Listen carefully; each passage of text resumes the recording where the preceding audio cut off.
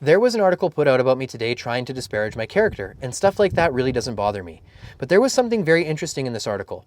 The writer had clearly gone through my past looking for dirt, and he brought up the fact that about 5 years ago I was in the news for exposing a large embezzlement at a local addictions recovery ministry where I was working, and that's true.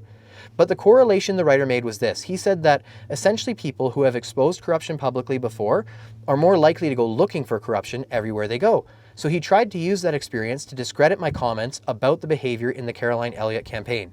Now here's what I'd like to say with that, you guys. Being honest, I really believe that each of us has our presuppositions. It's like a pair of glasses that we wear when we're walking through life.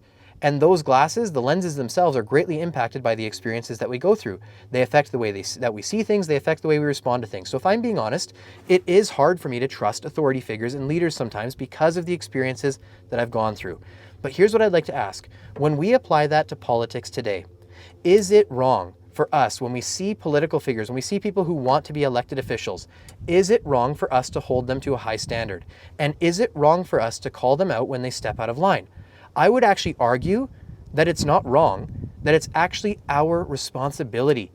When we see things like teachers, coaches, leaders, pastors, authority figures who have placed themselves on a prop looking like a role model, who have then let us down with horrible actions behind the scenes, maybe the way that we get around that is actually starting to hold these people accountable. And I'll give you this, there are some awesome exceptions to that. There are some wonderful leaders who really hold themselves accountable and are transparent. But then there are those who don't.